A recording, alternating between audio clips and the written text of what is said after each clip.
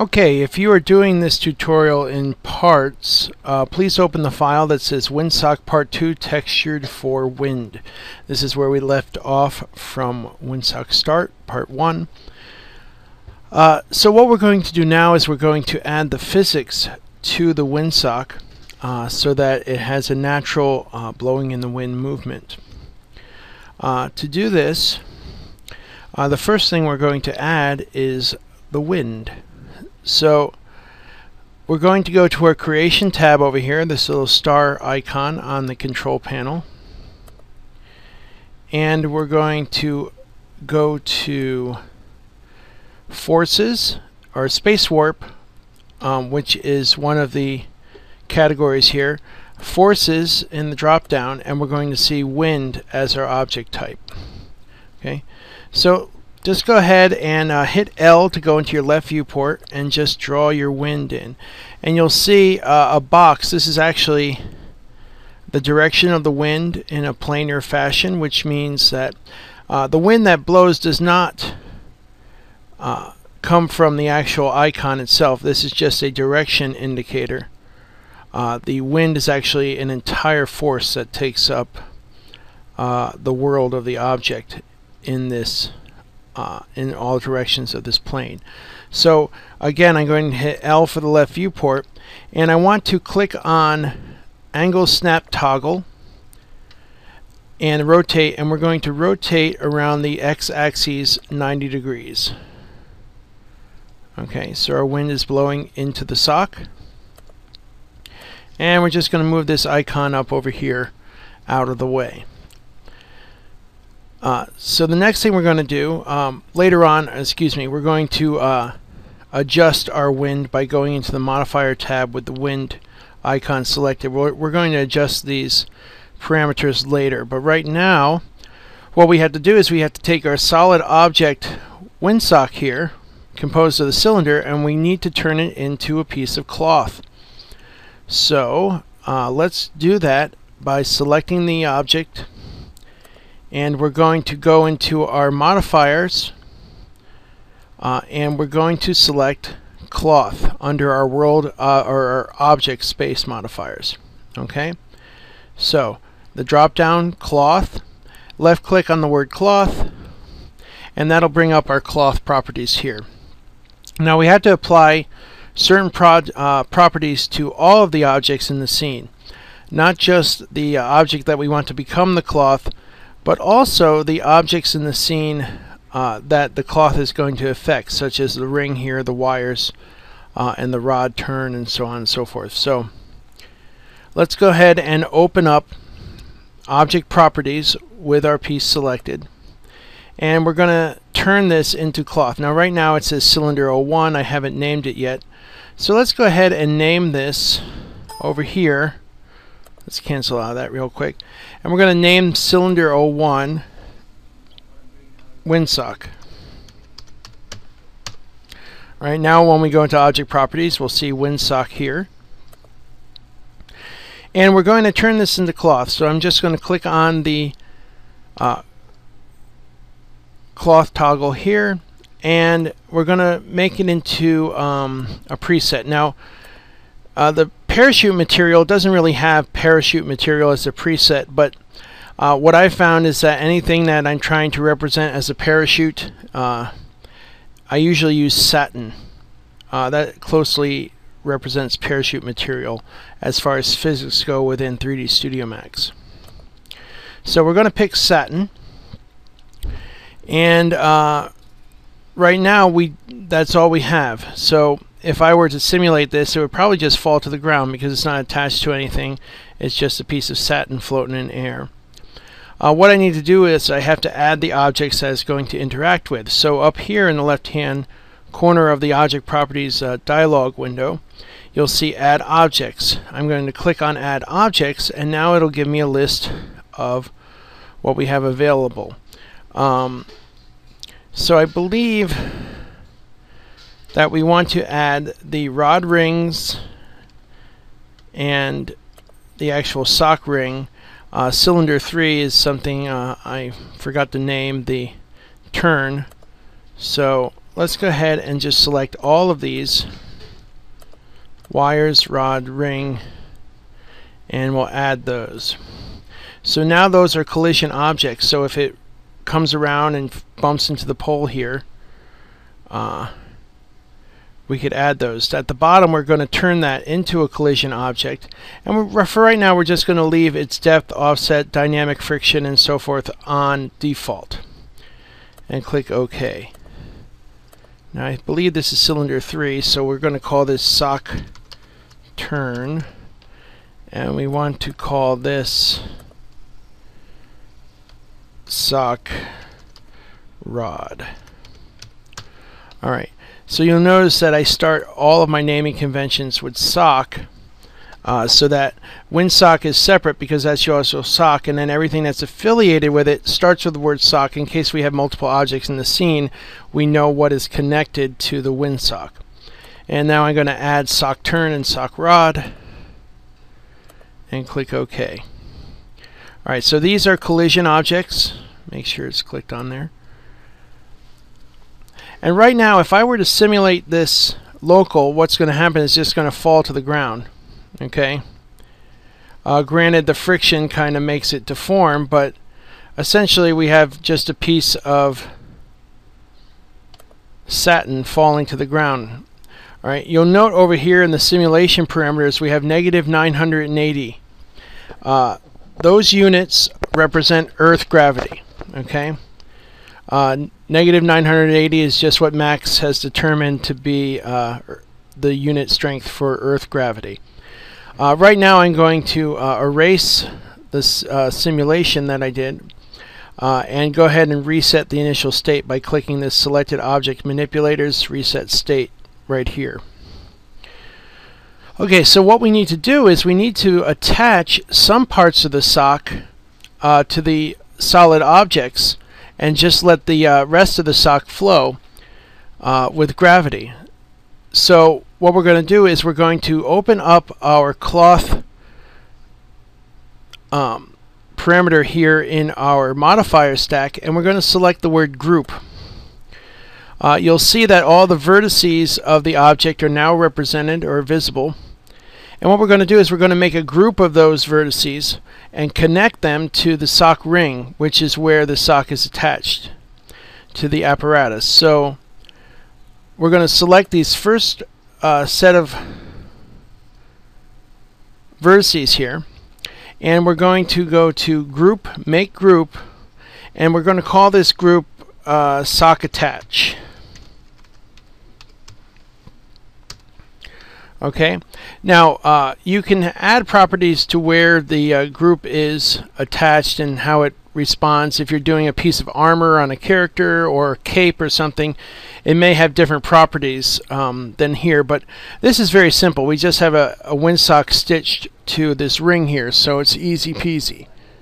So what we're going to do is we're going to call that group a preserve, okay, which means that everywhere where those vertices are selected, it's going to preserve that shape and not move or flex with any physics. So you can see here in the parameter group stack, it says sock attach preserved.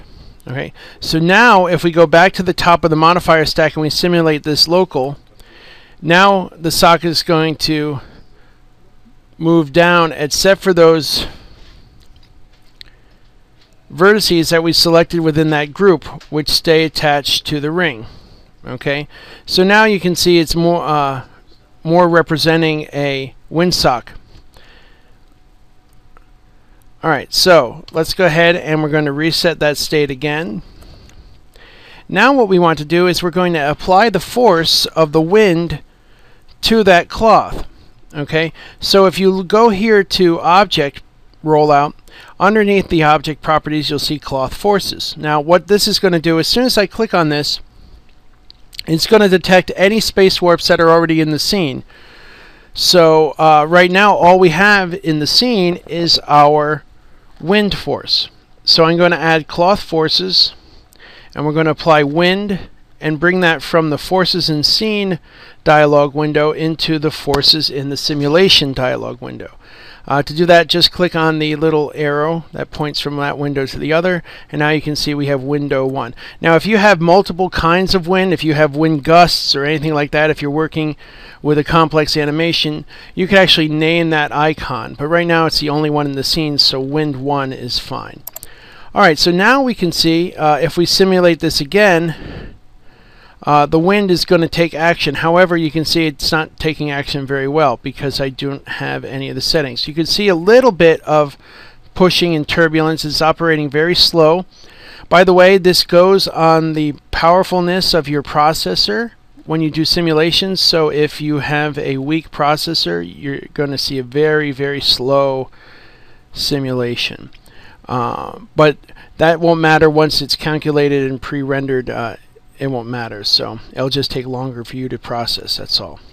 Alright, so let's go ahead and we're going to reset the initial state, and then here is where we adjust the strength of our wind. So I'm going to select the wind icon, and you can see in my modifier tab here on the control panel we have wind, and you'll see strength. Currently the strength is 1. Okay, and you saw how it was kind of like flopping barely in the breeze there. So what we're going to do is we're going to add a strength of, let's say, 12. And now we'll resimulate it and see what we get. Okay, so now you can see the wind is taking that cloth and churning it about. Okay, and it looks like it may be a little too strong and rhythmic. Okay, so what we're going to do is we're going to add a little bit of turbulence to the wind so that it's not as rhythmic. Okay. Also, I'm going to turn the strength down to 8 because that was a little strong right there. And let's go ahead and add 10 variation of turbulence to it, and we'll see how that goes. Alright, see, so now you can see there's a little bit more flutter to it. Alright, it's still not really fluxing in the wind right there. So let's go ahead, and this is where you really have to challenge yourself with getting your numbers right, and it really becomes a lot of trial and error when you're doing this. So I'm going to try this one more time. We'll go ahead and move this to 16 and take our turbulence and add that to 20. Also, these forces are based on the size of the object in the screen too. So if you want more accurate parameters, then you should work in real-time scale.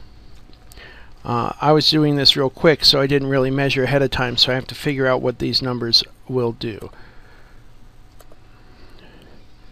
Alright, so that is a much better movement for what I want. Okay, I'm going to tweak the numbers a little more. For right now, I'm going to pause the recording, and then I'll get back to that.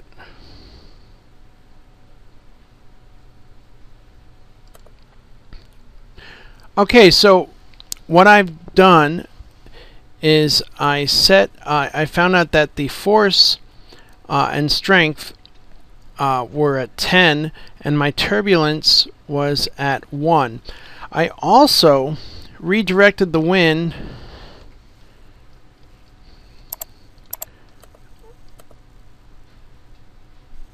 so that it was directly in front of my windsock.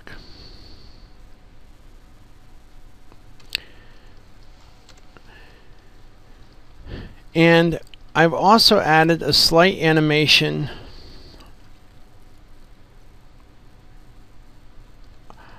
of the rod and the rod turn so that we have a little bit of motion to simulate the wind pushing it around. Okay, now it hasn't been simulated. When I simulate it local, what that means is it's just taking the processor and testing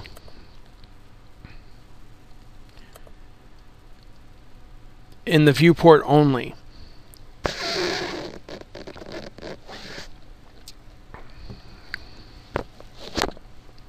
So you can see this is about the effect that I want as far as the wind and turbulence goes. So the next thing I'm going to do is we have that, and I have this set for, let's go ahead and take the keys I have set here, and I have this set for 130 frames. Okay, and what this is going to do, when I simulate this, it's not only going to take the actual wind pushing on the windsock for the motion or for the information, but it's also going to take the movement of the rod and wires that I applied as it's being shaken around. So remember, whatever you have it grouped to, for right now it's grouped and attached to the ring here. So for instance, if I were to create an animation key and drastically move this from this position, and let's say in 7 frames we'll move it up very rapidly like this. If I were to look at this simulation right now locally,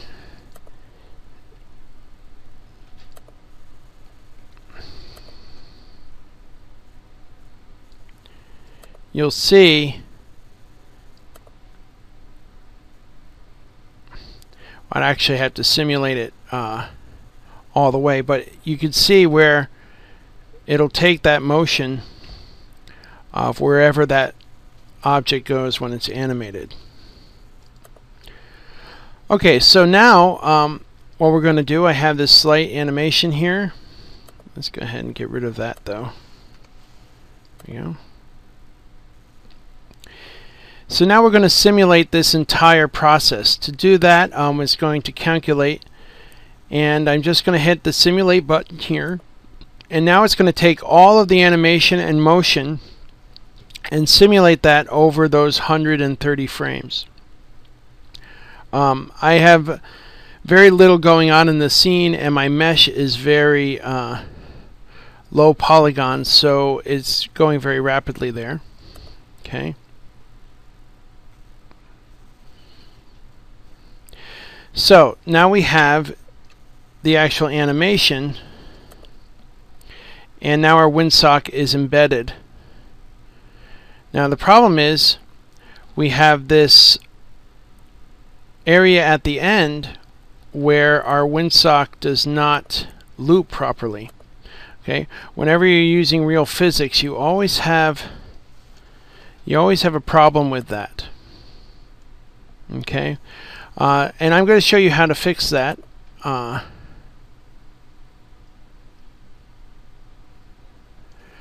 before I do, we're going to show you how to, let me change my background color temporarily here from black to like a light gray. And you can see when I render, you know, it's not very smooth. It has like these very jagged lines and chunky bits. So what we're going to do is we're going to apply a turbo smooth shader to our render, you know, and you always want to do this when you simulate, right? The higher the denser the polygon or surface detail of your object, the longer it's going to take to simulate. So what I usually do is I'll simulate a reasonably low poly, and then once that contains that information, then I can add a smooth modifier to that afterwards, and in most cases you can't tell the difference. So what we're going to do is we're going to add, you can see the density is increased, okay, and the surface becomes much smoother, and you can see that it's a much nicer render. Okay. By the way, in this render you can also see this nice shadow that I have here. Alright, this is the shadow in the ink and paint shader is usually 70% of the color of the paint, okay, which is kind of what I want right here. And again, these white lines and these highlights here are being formed by the actual ink color. And I've also added an Omni light, okay, located up and above that, and I made sure that my Omni light was casting shadows. So now you can see we get this nice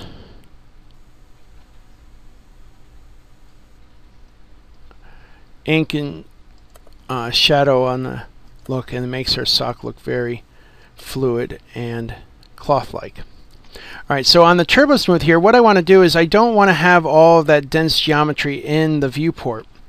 So what I'm going to do is I'm going to take my 2 iterations off here, and where it says render iterations, we're going to turn that to 2. So now, even though it runs nice and smooth in your viewport, when it's rendered, it will apply that smooth modifier, and you'll have a nice smooth line when it's rendered. So